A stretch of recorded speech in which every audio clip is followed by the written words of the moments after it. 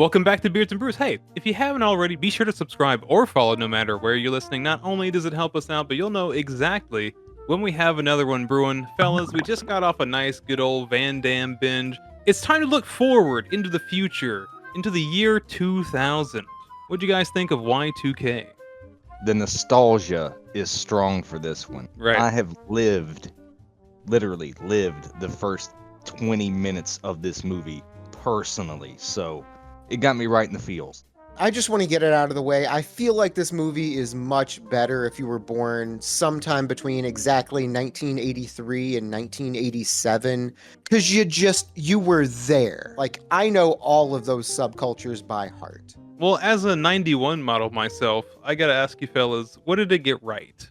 Oh, okay. Just about everything you're seeing, from the attire to the quote-unquote vibe, is exactly as it was, and I want to give these people credit for properly capturing how it felt to grow up in that little time frame, that perfect little moment of just nonsense where you could wear oversized jeans, still booze, and then fucking rip some sort of extreme sport around town, and everyone went, yeah, you are exactly 16 to 25.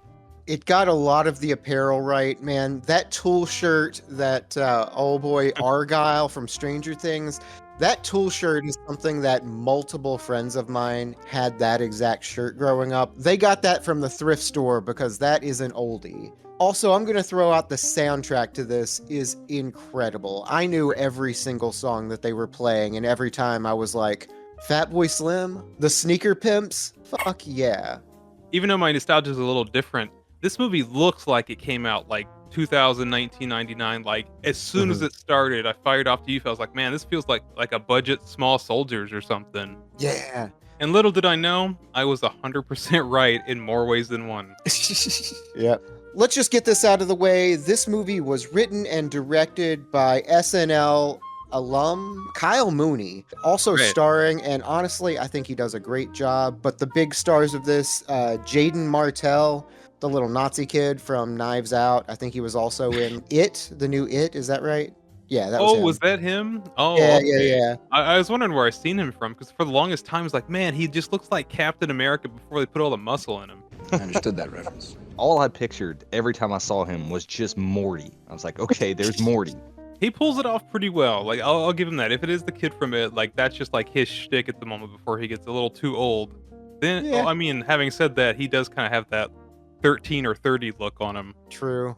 We've also got Rachel Ziegler, who was in the remake of West Side Story, and I think she's also going to be the new Snow White. So just to set the stage, this movie takes place on the day and evening of December 31st, 1999. And you wouldn't know that because of the location. There's not a flake of snow anywhere. No, that was something I thought about, like, especially like later in the film, whenever they're out in the woods without shoes on. I went, bro, it's my birthday. It's cold as fuck out there. It's my birthday. I think it lost a little bit off the bat because it is something you do kind of expect. Well, at least like if you're living in like the East Coast in the North somewhere. We're used to snow and shit like that. I think I kind of needed, given where the movie was going, like a more of like a Gremlins vibe. Like right Ooh. off Yeah. the bat. Like Christmas just ended and things are just going to get way more wacky. Yeah, I guess I never really thought about it. Nobody still got their tree up or anything. You'd think like the kid at the party would have like some kind of Christmas decoration still going on. You know, you're right. I see the flaw now. The flaw. The flaw. Yep, there's a flaw. Singular flaw, Yeah. just the one, because there's nothing wrong with seeing, burnt CDs, AOL online, Yes. Billy man, Blanks AIM. on the television, bro, everything. You've got mail. Yes. This movie boots up Yeah. with all of the technology from like 1999 into the 2000.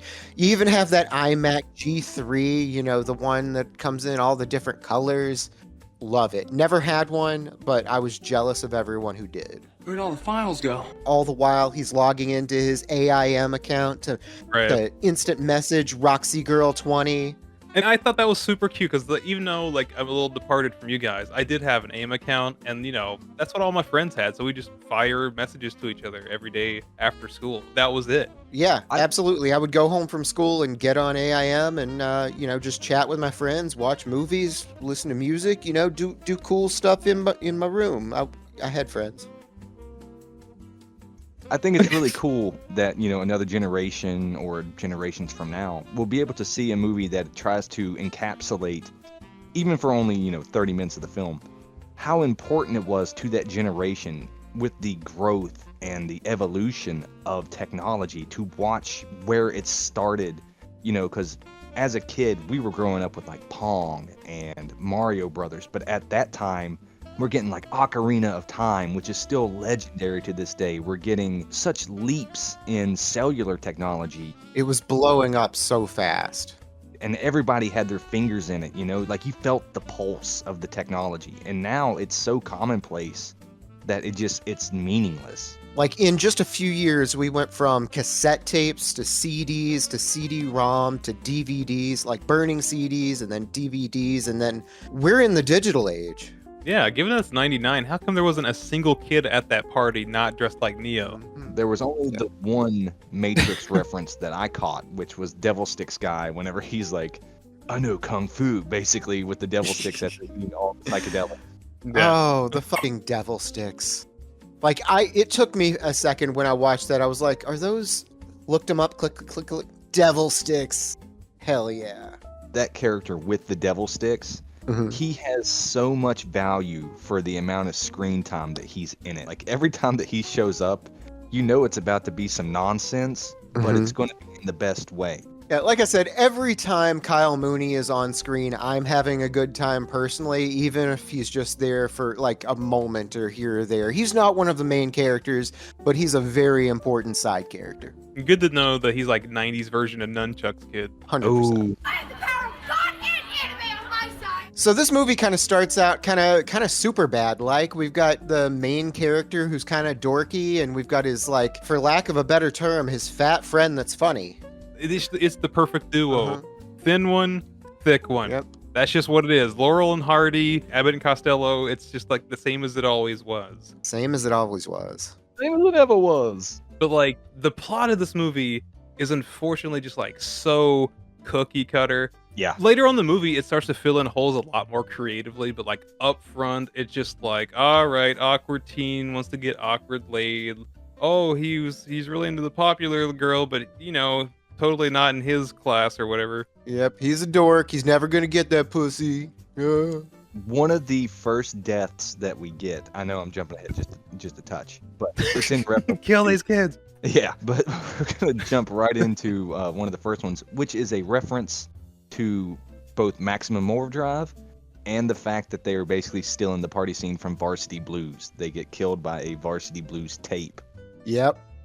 All right. Really wish we got a whipped cream bikini or something, just to drive it home. It's Chris Evans again from Not Another Teen Movie, right? It is. I'll take it. I understood that reference. And the movie goes through the whole spiel. Like we see Eli with his family, not to mention his mom's Alicia Silverstone, whatever. I feel like we're skipping over the fact that his dad is Tim Heidecker too. So just throwing that out there.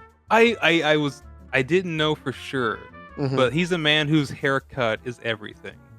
Oh, yeah. It was 1999. That was the haircut. I know, like 40 times during the movie, it's like, is that him? Nah, that's not him.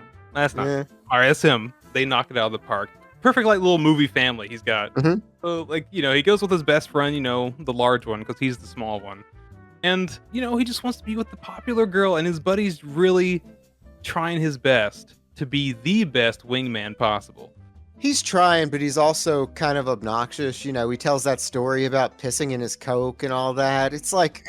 That is pretty fucked up, actually. Yeah, they set that precedent pretty quick. So what we have here is your, as Eric put it, basic cookie cutter love story. Geeky boy wants popular girl. How's he gonna get her? He's gonna survive the robot apocalypse. That's how he's gonna do it. Well, I don't think he planned that to be like the route to getting the girl. I think he had planned on just getting drunk at a party and trying to kiss her. The apocalypse just sort of happened and was like, all right, maybe I'll try this route. What a massive cock block the apocalypse is. Right? Damn. Maybe the real wingman was the apocalypse we had all along. There it is. Oops, all apocalypse. Yep. His fucking porn bot showing her what's up. Right.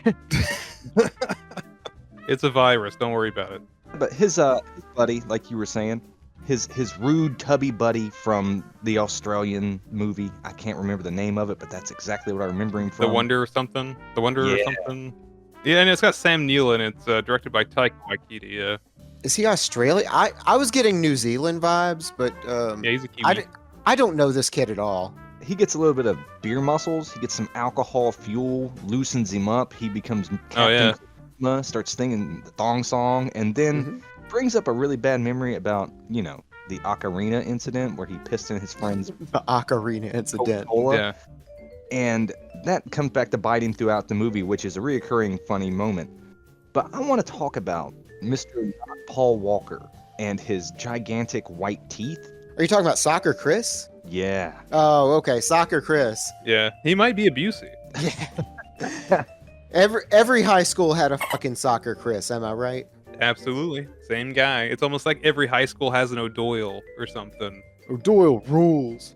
But yeah, so I really like when we get to this party, we get an introduction to all the little subcultures that you obviously had in every high school Right. in 1999. Like you had like the popular kids and they play like Mandy Moore over them. And then you've got the new metal kids with Freak on a Leash from Korn. And then, you got the hip hop kids. They're playing Freak Nasty, which was like from 1996, but that's okay. I'll accept it. It's fine. But then you got the ska kids too, who only exist to be in the kitchen just scatting it up.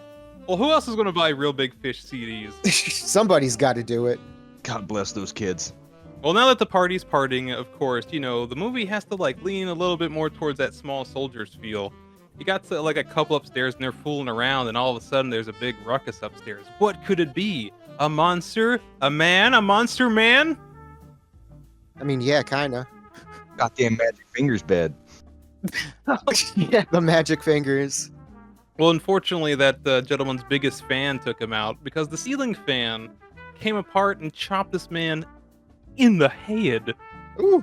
Everybody runs upstairs after the lights flicker. It's, we're after midnight now. It's Y2K. Everybody done got their kiss or not if you're the main character. Sorry, kid. Now we're in for a murder. All the while, this is a reoccurring theme as well. Sentient humanoid technology is lurking in the background, just out of frame, just off screen, just slowly creeping in. And it's a goddamn Barbie car that has somehow crafted itself arms and put a fucking tablet screen on its, for a face. And it comes and it looks at Soccer Chris, aka Paul Walker, and it burns him up. You got mail. Flamethrower to the face. Yeah, it's got a little can of, aerosol hairspray, before we cared about the hole in the ozone layer. Got Right. a little can of aerosol and a little Bic lighter, and suddenly no face. Suddenly, no face. Not even Two-Face, just no face. And then you're right, we got somebody else killed by an injected copy of Varsity Blues. We got that. One of the ska kids gets mangled by a blender. Oh my god, why is his dick in a blender? I mean, I kind of expected that at that point. I was like, all these teenagers around, there's a lot of weird jokes happening. I bet one of these guys' dick is about to get blended off. Yep, you got it.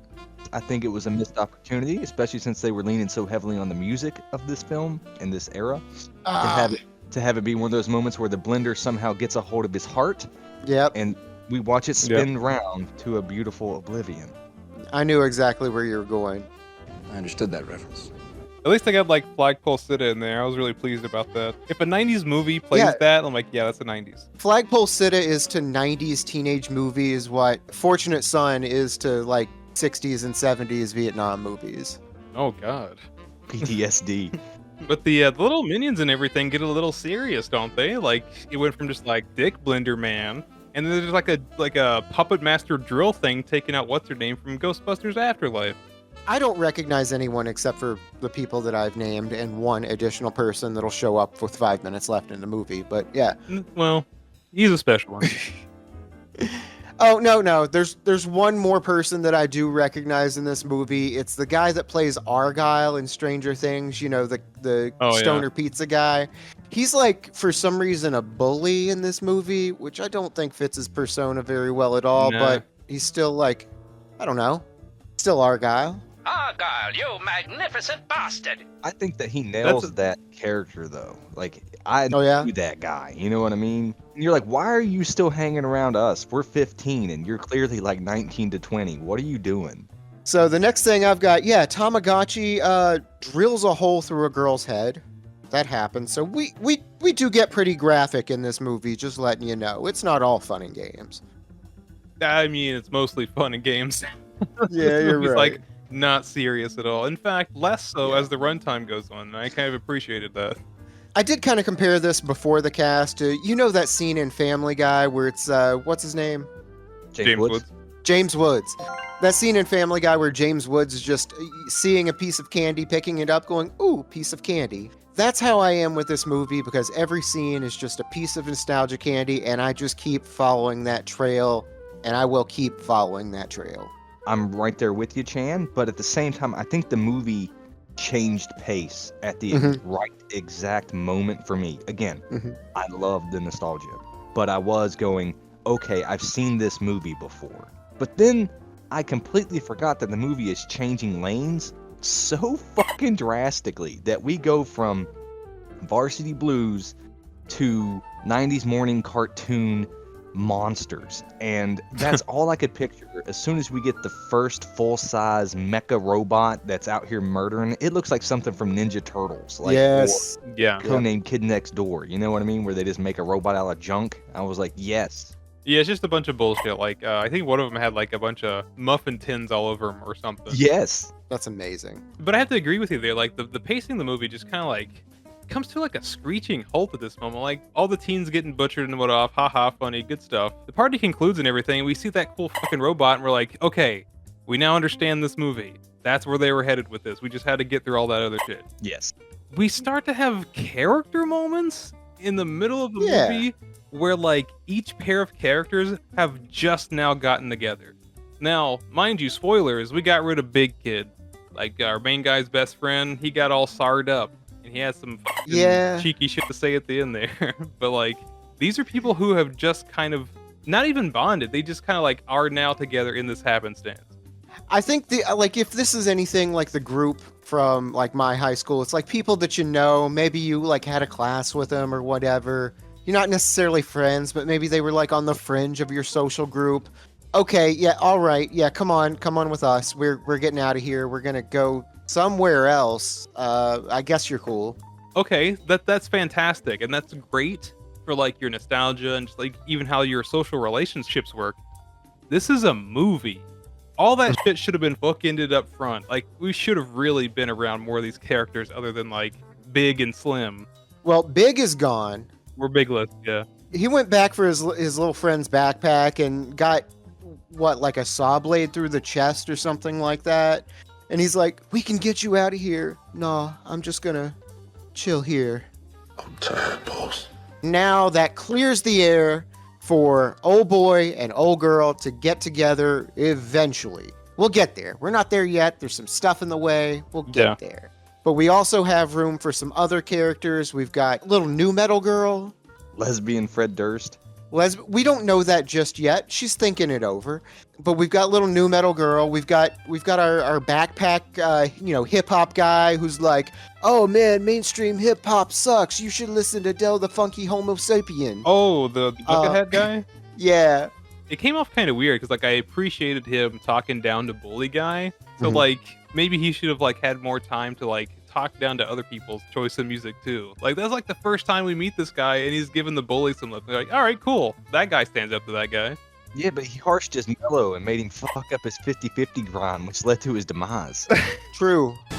Yeah, no, at that point I realized that, like, the movie's thing was just to be subversive about everything. Like, the joke is the opposite thing happens. Yeah, like you think this is going to be a big evil takeover when really, like, your town is just being demolished by an evil little Katamari. Yeah, and I think the movie lost me there a little bit because, like, I was a little disappointed. It's like, oh man, this movie's just not clever. But then I see more robots. I'm like, haha, I guess I don't care anymore. Yeah. Yeah. But we like one of the things we haven't really talked about in this is like the dialogue, and I love some of this dialogue just for being like as stupid as it is. Like when we start figuring out, like it's the electronics that are coming after us and everything. Old boy's like, we've got to get your video camera. That's one of them. And New Metal Girl's like, that's racism against machines. And that's exactly some dumb shit that a girl that I would know back then would say. Oh, her name is Tony. Dude, that shit cracked me up whenever she's like, that's machine racism. And all I could think was, I need your demise to be based on this. We get a little bit of a pair up between, Backpacker Guy and New Metal Girl as they sort of snark it out over whose brand of music is better. Yeah. Which is kind of cute, While they rip a fat skanky doob. Yeah, while they rip a fat, skanky doob. Well, she starts like spitting like some new metal, like edgy, like hyper edgy new metal rap rock lyrics, and he's like, "No, that's not good. Let me show you what it's really like," and throws like 2 bars that are like out of a thesaurus. Why'd you say thesaurus? Well, like he's just looking for like, $15 words or whatever. And she's just like, bro, that was terrible. And then the conversation just kind of stops. Like, we don't even get like a scene where we go back to the other couple, the star couple of the show, and we have like some reverse shot where we see the other people and the guy in the bucket hat's just doing a head spin. And then sings Chumbawamba. That's true. Oh, yeah. She knows that one song. So they eventually, like, the point of this was they're going out into the woods to this old factory where Kyle Mooney's character, the old white guy with dreads, old being like 30, who works Right. at the video store and is like just a pothead. And he's like, yeah, we're having a rave or something. And it's really just like 5 guys hanging out listening to music. Well, they're out there in the woods and there's no electronics or anything. So everybody's safe, right? Wrong. Wrong. Well, kinda. Like everybody's safe. But then they're like, nah, this is too boring. And also her ex is here, so we gotta go. Man, another like fucking trip up this movie had. Like this whole collective bit is like half good and half kind of awful. Like the what's his name, like the hippie guy, he's a ton of fun. The director of the movie, Uh-huh. of course, he doesn't give a shit. It comes off that way. But like throwing in like an old love interest that we've never met before and suddenly extremely important, and then keeping a robot in the corner like it's not the most obvious damn thing in the whole movie. Just comes off a little silly. I don't know. It's old boy's old computer somehow. I don't know how that happened, but Much like the Barbie car, it's just off screen, just outside of a doorway, with a fully lit monitor in a completely dark room. When the ex-boyfriend, who is a grown f***ing man, runs out there, snatches up this full-ass robot, and is like, come with me if you want to live, and give me the answers. And it's like, porn. The porn is the answer. we should try and hack into it and get some answers for what's going on. Oh, must be a virus. Also, no one even flinched of that hardcore porn, and it was just there for like a long time. Longer than you would think it would take to click, the X button. But yeah, I mean, back at the time, you would just get. Do y'all remember pop-ups? Pop-ups happened all the time. You'd just be cruising Ancestry.com, and it's like suddenly there's big titties in my face. Just because, I had nothing to do with that. Well, the only way to get around it is to be a world-class codebreaker. And what I've got today is from Trademark Brewing out of Long Beach, California. This is Codebreaker. This is their West Coast style IPA. This is dry and hoppy, but there is a little bit of fruit flavor to it, a little bit of pineapple, a little bit of papaya. Not super tropical, but there's a hint there. Pretty well balanced, but this is squarely a West Coast style IPA, and it's a pretty good one. It's nothing amazing. I don't know that it deserved gold at the American Beer Festival, but I don't know what it was up against. Pretty good, though. Tell you what could have got gold. If they would have inserted the line into this film whenever they had the robot captured and they're like, nah, even though it's your computer, he's going to snitch on us. We got to take him out. One of the girls grabs a rain stick. Trust me, I know it's a rain stick and not what I'm about to say. And she charges at the robot to smash its head, and they're like, no, don't. They should have said, didgeridoo, don't hurt me, and just had a moment. What? And there's like a book somewhere. It says like the didgeridoos and didgeridon'ts of home safety or something. Just like combat with a didgeridoo. Man, what was the name of that store in the mall? Natural Wonders? We should bring that back. Oh man, dude, I missed that place. I remember I bought this. Never mind. I'll share that memory later. I forgot we're talking about a movie. Let's press on. Audience might be interested. Audience, if you're interested, leave us a comment. Let us know that you're wondering what Eric was talking about. That comment says dick butt. Hey, this is the internet. It's all about engagement, right? Leave us those dick butt comments. Dick butt. Well, speaking of engagement, they're all engaging in assault on office supplies and hardware. Yes. Need that scene from Office Yeah. Space where old dude just like punches a printer in the face. Look, I joked about it before the show. Like, I thought that's how the movie was just going to end. Like, everybody gets fed up, starts suplexing printers. Yep. But instead, this anthropomorphized computer amalgamation starts attacking Rachel, and, you know, he's just like, no, you can't do that. That's Roxy Girl 20. That's the girl of my dreams. And she's just like, hold up. Record screech. Yep. Bet you're wondering how I got myself in this situation. Yeah, the damn robo-apocalypse. Again. Luckily, her ex-boyfriend is there because he actually saves her by pouring the bong water on the computer, thankfully. He's messing with your head, man. Yeah. That was legitimate buddy advice. I love that. Like, he just snapped him out. I was like, bro, he's got you. And he's like, oh, yeah. Just flashing those photos of his dead fat friend. Dead best friend. I was just like, come on, man. He fell for it immediately. Hook, line, and sinker. Hook, line, and stinker. Yeah, porta potties. Yep, we'll get the stinker right here. So what happens is her ex-boyfriend tries to kiss her, and she's just like, no, I know it's the end of the world, but I can't go back to that. The crew is leaving. I'm going with them. For whatever reason they're leaving. I don't know. They get this idea that they're going to the school or something. Is that where they're going? They got it from the robot guy. Correct. That's right. All right. Yeah, they hacked his little brain or whatever. It's like, hey, Skynet's at the school. Go get him. Got to get to the school Skynet because it's 1999 and they're getting upgraded to cable internet. Sudden link. You're connected. There's a line, I don't even remember where it is in the movie, but I just want to say it. There's something where it's like, you're going to like the way something. I guarantee it. And I'm like, how many people are going to know that's a Men's Warehouse ad? Right. They don't even say that anymore, No. I think. No, that's just for us. But what everyone will understand is the fact that good old hippie man, he might have some skills. I have a very particular set of skills. You're talking about the skills of eating a bag of mushrooms and playing around with his devil sticks? Dude, it was a bag of like a bunch of like shrooms, pills, and whatever. Like just a little bit scattered on the ground. He was just taking uppers, downers, lefters, and righters. He takes a big pull off of his bag of party mix, and he enters the Matrix with his devil sticks. This isn't supposed to rhyme. Right. In that moment of him having, because it's even got the rip-off that the Matrix had whenever, you know, they're walking around inside the Matrix for the first time. And he's all tuned in, and he's going to kung fu this fucking robot. I'm not happy, but I'll deal with it. Yes. Well, that was actually his sentiment when he lost his arm, to be Yeah. frank. It's like, I don't like that. Not one bit. I appreciate the goof. I really do. But I kind of wanted it to subvert my subversions. I kind of wanted him to whip some ass. Yes. Oh, yeah? Just be with me for a second. You know, like, we saw Cocaine Bear, and that thing was based on a real life event wiggly hand gesture where, like, a bear ate cocaine, and the joke was, like, for, like, 3 hours, he was the most dangerous man on the planet, right? See where I'm going? So that man just ate a whole bag of what the fuck evers. And, like, I feel like in that brief moment, he could have been the most dangerous man with dreads on the planet. Okay, what about a subversion of your subversion that subverts your subversion? But what if he subverts your subversion of subverting your subversion and subvert... I've gone cross-eyed. There you go. I think after a while, he just ODs. Can't OD if you don't have a head, am I right?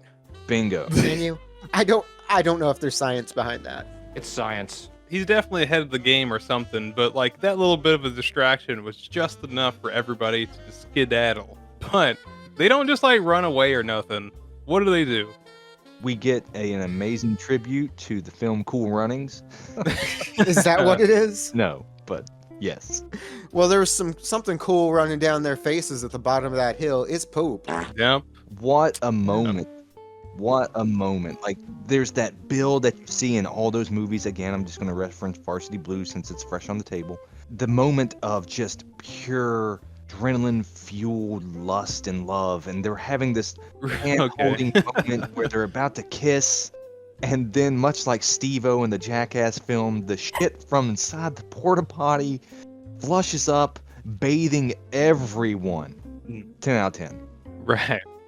They get a lesson in gravity, and just as soon as they're about to smooch, they get splashed. And it's not just one splash. It's not like, oh, just a quick splash. Oh, that ruins the moment. No, they get doused and doused.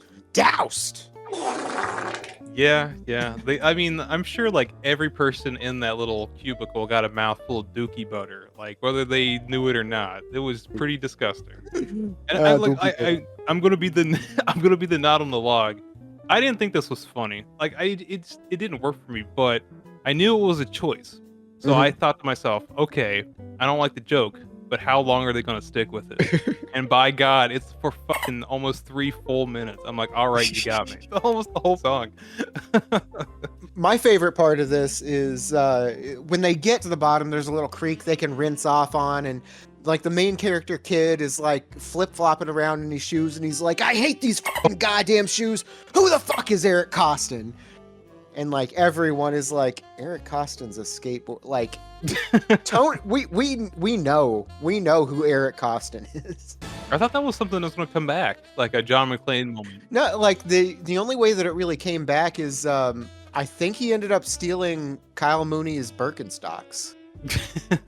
Yep, on their way to the high school where all the supercomputers are becoming, one with the singularity. They take a stop off at the champagne room at the local video store. I'm just assuming that's where they kept all the nudie videos, right? That was the area behind the curtain. Well, that's not all they kept back there, apparently. Nope. There's a little chocolate starfish. They hear a voice. Were you followed? No? Who the fuck are you? Fred fucking Durst in the flesh. Yeah. Well, it could have been a lot worse. I mean, I guess pun intended. From the get-go, I thought it was going to be somebody else. Like, I saw the nostalgia at the front. I was like, okay, they're going to have that heavy hitter, and they're going to have that cameo at the end, and they're going to have the goof. I totally thought they were going to pull Jerry Seinfeld just out of the fucking weeds. And I thought that given the humor that I was been given the whole time, I thought the back third of this movie was just going to be, what is the deal with the machines? And that's just a fucking goof. Maybe he does like a little bit of shtick, like a little bit of comedy, and the robots just explode or something. No, we get this self-depreciating Fred Durst perfectly in this movie, as far as I'm concerned. He's not cocky Fred Durst from 1999. He's coming out from the shadows, and they're like, aren't you like a big rock star? He's like, I used to be before like 4 days ago. I just want to tell you guys, I was not disappointed. This could have been so bad, but for some reason, the last 25 minutes of this movie are just great. They're just a lot of fun, and Fred Durst is the reason why it all fucking works. That's like a brand new sentence. This is by far the most hyped that I've ever been about Fred Durst, and I was a Limp Bizkit fan back in the day. I had a Yankee cap. It was baby blue. It wasn't red. I'm not like that, but I own Significant Other. I own $3 Bill. I heard that Chandler bought the hot dog water a day before it came out. I did. Thank you, dude, that worked at Suncoast Video that one night. So my wife would absolutely shit her pants for this section of the film. All of it, to be honest with you, but this one in particular. She's a gigantic Limp Bizkit fan. I never was, but I am now, just because of his new self-awareness of his product, which is hilarious. But he is selling himself in this role as this battle-worn, PTSD, burnout fucking veteran. He comes out of the darkness and he's like, I only survived because I hid. The way he said it was so fucking earnest, like his friend just died. I love that he name drops each and every member. He's like, Sam, John Otto, DJ Lethal. They were crushed by a Marshall stack. They had it coming. Having this moment of weakness, and his biggest fan is just sitting there staring at him like, you mean something. He's like, I don't mean anything. She goes, this hat does. It means something to me. Now put it on. And he puts it on. And when he puts it on, it's almost the equivalent of someone going, it's morphing time. Yeah. Except he says, it's break stuff time. It's like one of the Star Wars sequels or something. I'm just guessing. I don't know. And it's like, a long, hard, grizzled Luke Skywalker getting handed a lightsaber after like 40 years or something, and he puts it back on. Right. You don't put on a lightsaber, but you get what I mean. Well, at least Fred Durst didn't just fucking throw it away. Oh my God. True.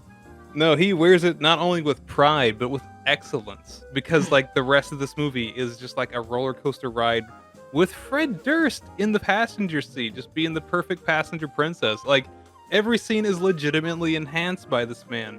Yeah. Even if it's from his earnest lines, for some reason, just like knocking it out of the park with his acting, just being as frank as possible, or just the rest of the cast being in on the bit and referring to him in full as Fred Durst every time. There's one situation where old backpacker kid with the bucket head like actually saves Fred Durst.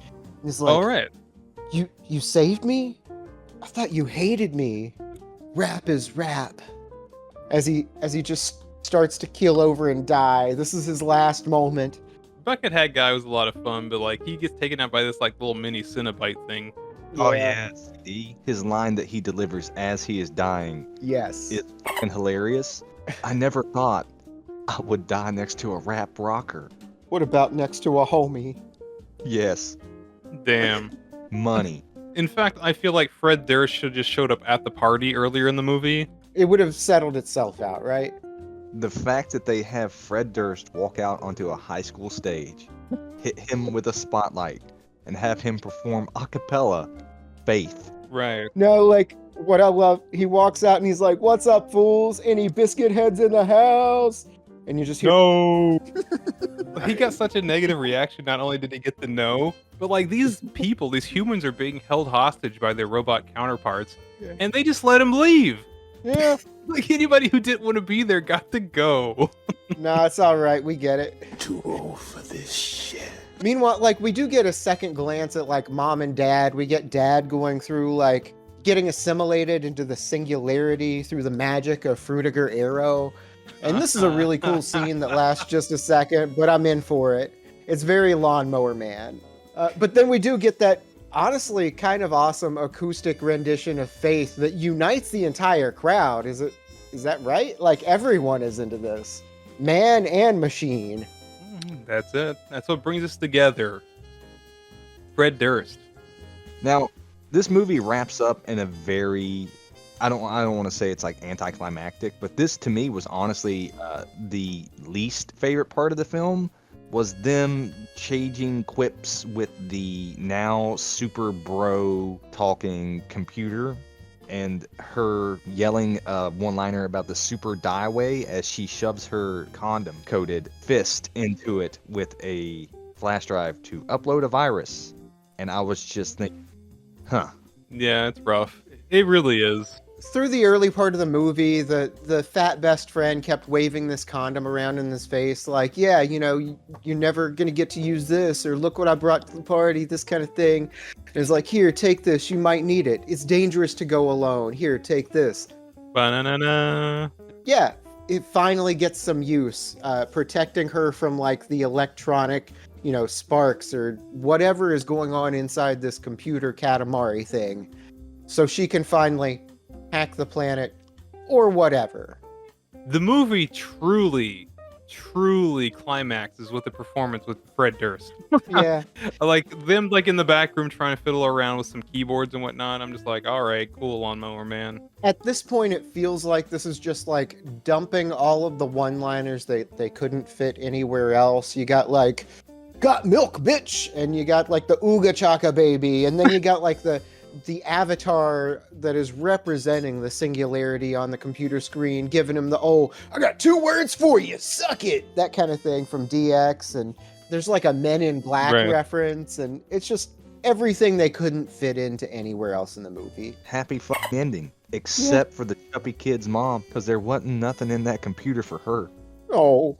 Yeah, I feel like they ripped the whole ending, like I like verbatim, ripped the whole ending off the ending of season 4 of Stranger Things. Like, ends in the same place. Apocalypse was just kind of averted. One kid didn't get to come back, and there was that scene where like you had to have that heart-to-heart with the parent, and like she was just bewildered, and she didn't even look upset. Meanwhile, the other mom in attendance is gonna get stoned. Oh, Alicia Silverstone, yeah. Nah, Homeboy's just like, hey, cool mom, you want to hit this? And she's like, yeah, obviously. And his dad's over there, just wants to talk about free real estate. Yep. I mean, it's a fun trip down memory lane, getting to see all those things again, getting to hear the songs from youth, getting to see the stereotypes that I grew up around. It was a welcome dose of nostalgia and laughter. Thanks, Chan. The wife's gonna fucking love this movie. I thought the movie was just okay at best. Like, I guess that little bit of a year's difference, like I don't have as strong of a nostalgia bone for this movie, you know? Like, I didn't get that like little light bulb in my head when I watched Empire Records either, but that's, I guess, just what it is. So I guess objectively, I could say, without all that, without all the rose-tinted glasses, this movie kind of struggles. It's like both cookie cutter and subversive at the same time, but they only do one thing different. It's just the opposite of what you're thinking, and you're already expected. I think we should have gotten more character development in the first half, but like, I'm gonna be honest, like once the robot shit starts, I just like that part of my brain turns off. Then Fred Durst was like a cherry on a cake that I didn't know that existed. So just to set up expectations, if you listen to this before watching the movie, this is an A24 movie that has a 4.9 rating on IMDb. No one thinks this is amazing. I just think this is a lot of pieces of nostalgia candy that I am ready for. I will eat each and every one. You've got an N64, you've got that iMac, you've got all of this, you've got Fred Durst, you've got a great playlist. Sign me up. I'm in for it. I don't care that it's mediocre. It is. I might even like it better because it's mediocre, but I'm still going to watch it and I'm still going to enjoy it. Give it all to me. Well, there you have it. Give it all to Chan Man. That was Y2K. If you have any strong feelings about the movie or the show, leave it in that comment section below. Make sure you hit the like and subscribe buttons. Be sure to bash that little bell icon too, so you don't miss what we've got brewing up next. And if you want a little sneak peek, go check out our letterboxd over there. Beards and Brews. You can find us anywhere podcasts are available, including YouTube. We're pretty funny. Give us a shot. Sometimes we do devil stick combat, and we subvert your expectations, and we battle to the death with gigantic robots where we actually win. When he says devil sticks, he's talking about our dicks, by the way. Just know that.